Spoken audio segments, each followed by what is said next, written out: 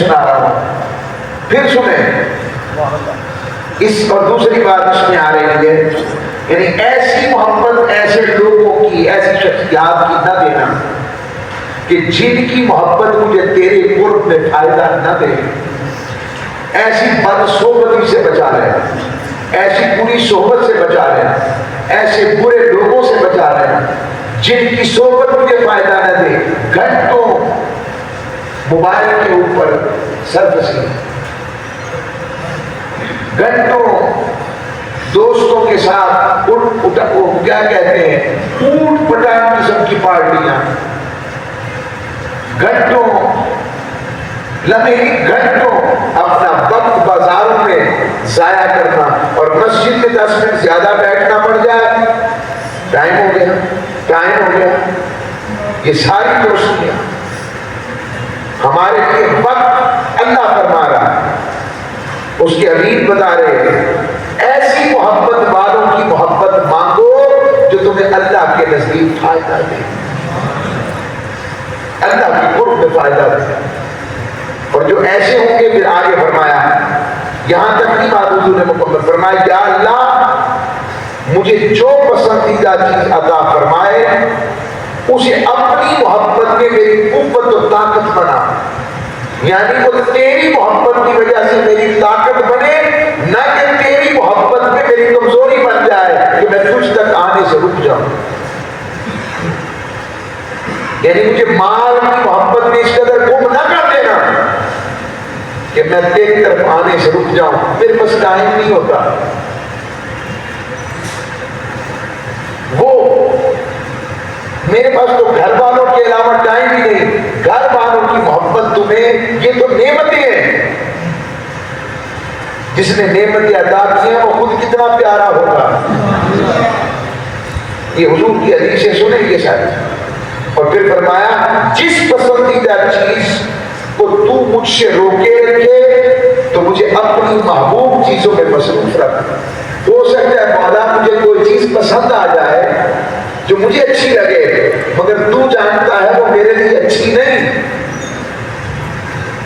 میرے لیے اچھی نہیں. تو مولا میرے اللہ پھر مجھے ایسی چیز عطا فرمانا جو مجھے تیری محبت میں مصروف رکھے، کہ میں اس کے بجائے ایسی چیز کی طرف مشغول ہو جاؤں جو تیری محبت والی ہو، اور پھر اس میں مصروف رکھ کر اس سے فارغ البال بنا دے، مجھے علیحدہ کر دے. تاجدار کائنات صلی اللہ علیہ وسلم کی بارگاہ میں ایک شخص آیا، صحابی عرض کیا رسول اللہ میرے لیے مال کی دعا کریں، میرے کو مال آ جائے، بڑی غربت. حضور نے فرمایا جس حال میں ہو ٹھیک ہو، شکر ادا کرو. عرض کی نہیں حضور کچھ تو دعا کریں میرے لیے، مال دنیا بھی اچھی ہونی چاہیے، مال آ جائے. فرمایا میں کہہ رہا ہوں جو کچھ ہے اس پہ اقرار کرو، کوشش کرو، بس اس پہ اقرار رکھو، کافی ہے میرے لیے. دعا کر دی، دعا ہو گئی. پہلے وہ ہر روز آتے تھے، برکت سے ریوڑ بھر گیا. پھر وہ ایک دن چھوڑ کے ایک دن بعد گیا رسالت میں آپ نے آیا. پھر اور ریوڑ بڑھ گیا، تھوڑا دور ہو گئے. پھر جمعے کے جمعے آنے لگتے، پھر مہینے کے مہینے آنے لگتے، پھر سال کے سال. پھر ایک وقت آیا کہ حضور نے زکوٰۃ کے لیے بھیجا اپنے مال کو، نگرانوں کو اس سے زکوٰۃ لے کر آؤ.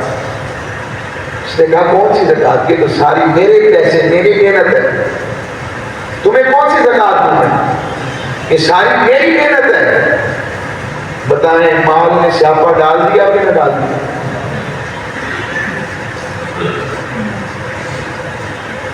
رب سے دور. حضور علیہ السلام نے فرمایا آئندہ سے اس سے کوئی زکوٰۃ نہیں لے گا. مطلب کہ اس کا ایمان خطرے میں پڑ گیا. حضور کا وصال ہو گیا. حضرت صدیق اکبر کے دور میں زکوٰۃ دینے کے لیے فرمایا جو حضور نے قبول نہیں کیا میں کیسے قبول کروں؟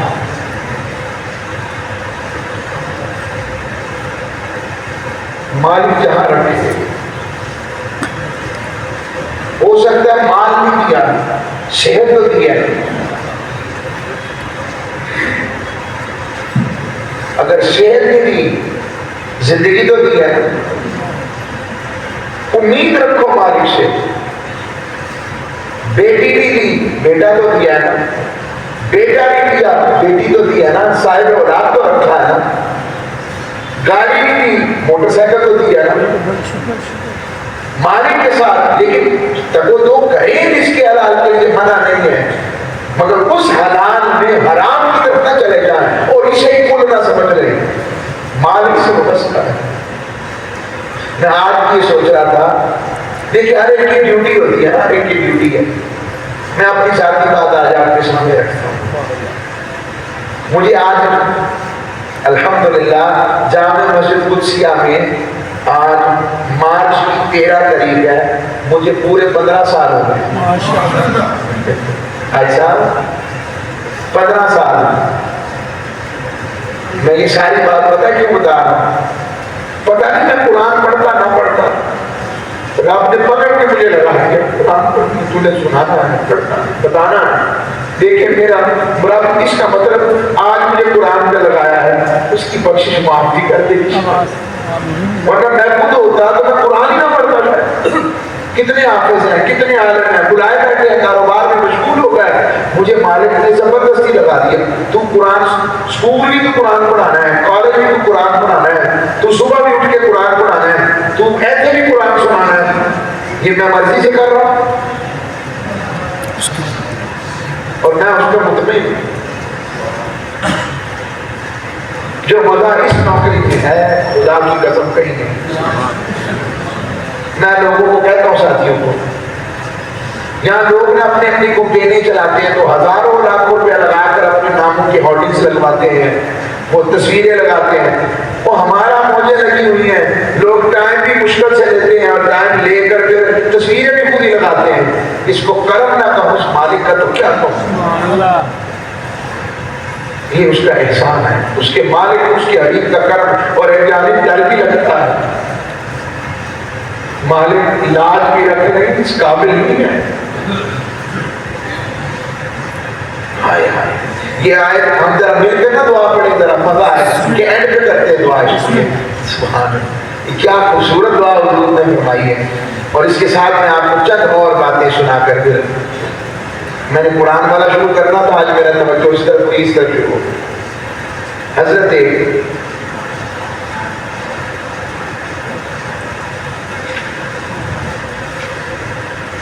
یحییٰ بن معاذ بہت پیاری تابعین میں سے ایک شخص کو دیکھا جو اپنے چھوٹے بچے سے پیار کر رہا ہے، تو فرمایا تم اس سے محبت کرتے ہو؟ کہ جی ہاں. آپ نے فرمایا اولاد کے ناطے ہونے تجھے اپنے بچوں سے کتنا پیار ہے. اندازہ کر وہ اللہ تجھ سے اور تیری اولاد سے کتنا پیار کرتا ہوگا جس نے تجھے اور تیری اولاد کو پیدا کیا. ہائے ہائے ہائے ہائے. اگر اپنی توجہ کریں آپ سب ذرا، میں اپنی بات کے بیچ میں، آپ سب جن کو اللہ نے صاحب اولاد پہلی دفعہ کیا وہ ذرا آنکھوں کے سامنے منظر لائیں. آپ کا بیٹا بیٹی آپ کے ہاتھ میں آیا، آپ نے اسے چوم کر جب گلے سے لگایا، آپ بتائیں وہ منظر کیسا ہے؟ ذرا یاد کریں. سبحان اللہ. یاد کریں. یہ ہمارا اولاد کا حال ہمارے ساتھ رب کی محبت امڑ کے ڈال دیتا ہے. تو وہ کتنا پیار کرتا ہوگا اپنے بندے سے جس نے بندے کو بنایا ہے. یہ بات سمجھ رہے ہیں؟ نبی عبادی، اے ابھی میرے بندوں کو خبر دے دو میں تو بڑا بخشنے والا ہوں، میں تو معاف کرنے والا ہوں. یہ آج کی اس حدیث مقدسہ کو ہم آج اسی پر ہی مکمل کرتے ہیں. کل انشاءاللہ ہمارا جمعہ کا جو درس ہوگا وہ فکر آخرت کے اگلے پہلوؤں کی جانب ہوگا کہ فکر آخرت کیا ہے. اس کا دوسرا حصہ احوال تاجدار کائنات و صحابہ، اہل بیت، تابعین، ہم اس پر ذکر کریں گے. اولیاء رحمت کے فکر آخرت میں ان کا حال کیا تھا، تو اس پر ہم انشاءاللہ خیر پائیں گے. اللہ ہم سب کو عمل والا رکھے، خیر والا رکھے. وما علیہ الا کل کریں گے انشاءاللہ. آپ کا جمعے پر آئیں. اچھا وہ دعا کر لیں، آج اسی پر دعا کر لیں، فطرانے کا بتا دیں، یہ سارا فطرانہ ہی بتایا، وہ بھی ضروری ہے.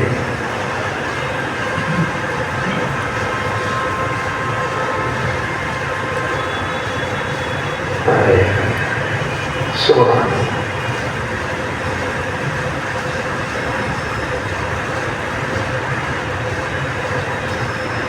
اچھا درود پاک سب پڑھ رہے ہوتی ہے.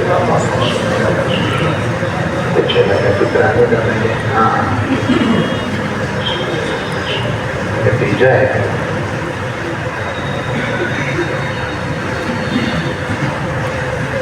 جی وہی آگے آگے.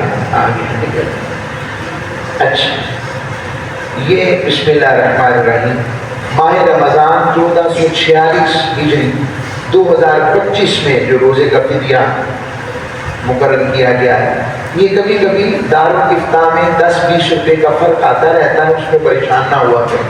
زیادہ ہونا بہتر ہے، کم ہونا بہتر نہیں. گندم کا آٹا 240 روپے کے اعتبار سے، یعنی کہ 240 روپے فدیہ جو ہے وہ فطرانہ اور فدیہ جو یہ فطرانہ ہے، فطرانہ 240 روپے فی کس. اور اگر اس سے اچھی اکنامک صورت حالت ہے جو والا 480 روپے، یعنی اس کی میں بات عرض کرتا ہوں کیا مطلب ہے 240 اور 480 میں فرق کیا ہے. مثلا آپ ایک وقت کی روٹی عمومی طور پر 240 میں کھا لیتے ہیں، غور کریں تو یہ صدقہ کی طرف فدیہ روزہ جو عرض کر رہا ہوں نہیں جی زیادہ لگتے ہیں، تو پھر آپ جو والوں میں آ گئے. بات سمجھ آئی میری بات؟ اچھا کوئی اس سے اوپر کھجور 2200 روپیہ. اب دیکھیں نا کسی کے پاس اللہ نے اتنا سرمایہ دیا ہے کہ لاکھوں روپے کی گاڑی بھی ہے، کروڑوں روپے کی جائیداد بھی ہے، اور وہ روز کا کھانے کا خرچہ بھی اوپر ہے، چیزیں بھی اوپر ہے، لگژری لائف ہے، مگر اللہ کے لیے راہ میں صدقہ و فطر دے رہا تو گندم کے اعتبار سے اس کا بنتا نہیں. تو پھر دوبارہ گندم کے اعتبار سے 240، جو کے اعتبار سے 480، کھجور کے اعتبار سے 2200، کشمش کے اعتبار سے 4000 اور پنیر کے اعتبار سے 7750، اور پھر اس سے اعلیٰ کھجور کے لیے 12000 روپے فی گز بھی بنتا ہے. جس کا جہاں جہاں درجہ آتا جاتا ہے انما الاعمال بالنیات، اپنے آپ کو وہاں دیکھے اور اس کے مطابق کریں. ہم کوشش کریں گے اس کی فوٹو کاپی کروا کے آپ کے یہاں لگا بھی دیں، یا شاید حاج صاحب نے اگر لکھ دیا ہوگا، نہیں لکھا تو ہم لکھوا دیں. ٹھیک ہے، یہ آج کا ہمارا ہو گیا. اب دعا کر رہے ہیں. دیکھیں نا میں آپ کو میں نے یہ شب برات میں بات سنائی تھی. حضرت مجدد الافسانی رحمۃ اللہ علیہ کتنی بڑی شخصیت. حضرت مجدد پاک شب برات نصف شعبان پر اپنے گھر کے صحن میں ٹہل رہے تھے، تفکر میں. زوجہ آئیں تو آ کر عرض کیا کہ سردار آج شب برات ہے، کئیوں کی زندگی کے پتے آج کٹ گئے ہوں. حضرت مجدد الافسانی یہ وہ شعر کا مصداق ہے، یہ شخصیات کی محمد سے وفات تو ہم دے رہے، یہ جہاں چیز ہے کیا لوگ قلم دے رہے. وہ لوگ قلم پر دیکھ لیتے کہ کیا پیغام دکھا دیتا. آپ فرمانے لگے اس شخص کا حال پوچھو نا جس نے دیکھ لیا اپنی آنکھوں سے کہ اس کی زندگی کا پتہ کٹ گیا. مجدد پاک رحمۃ اللہ علیہ کا اسی سال انتقال ہو گیا. پوچھتا ہوں کہ رحمت کا اشرا گزر گیا ہے، مغفرت آ گئی. دل سے پوچھیں کیا واقعی ہم نے رمضان کا حق ادا کیا؟ یہ اور غلط ہے. آئیے مل کر دعا کرتے ہیں. میرے ساتھ میرے دعا پڑھ لیں، درود پاک پڑھتے ہیں. اللہم صلی علی سیدنا مولانا محمد وعلی آلہ صحبہ وبارک وسلم.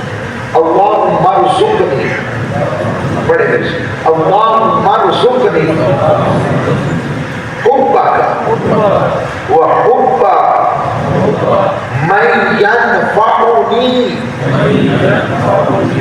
من ينفعني حبه عندك اللهم ما رزقتني